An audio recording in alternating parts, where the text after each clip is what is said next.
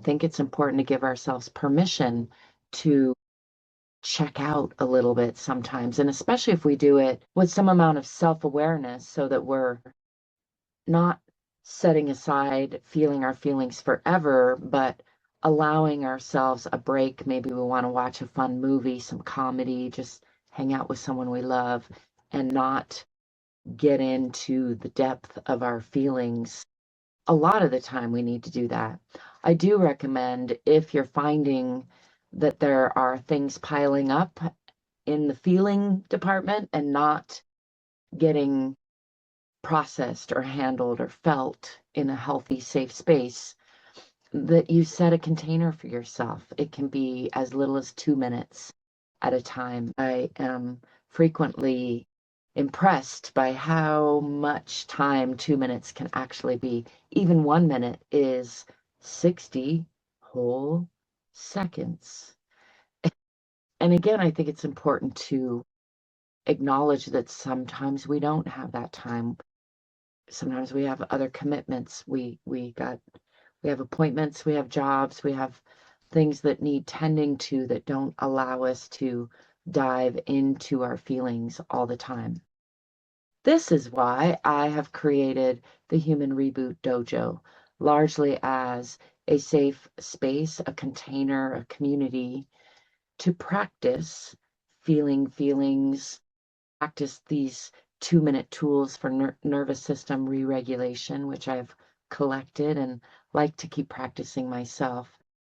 And whether you would like to join the Human Reboot Dojo or not, I highly recommend that you set aside not just those 2-minute windows, maybe twice a day, for yourself to check in with yourself and feel some feelings if you can, or just make note of what needs looked into later perhaps. But also, I think a really healthy habit is to make a once a week date with yourself and or your significant other, if you have one, and use that time as a safe container to examine what's come up that week that didn't get handled during the week.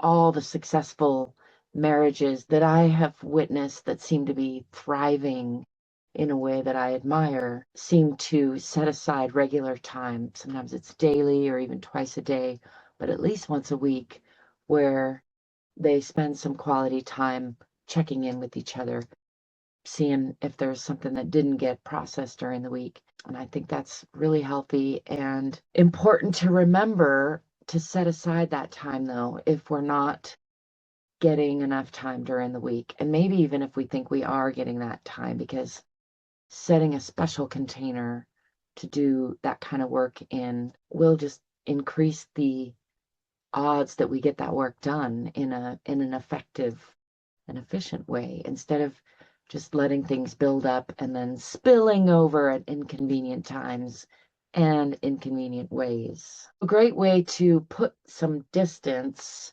between ourselves and our feelings is by using our language.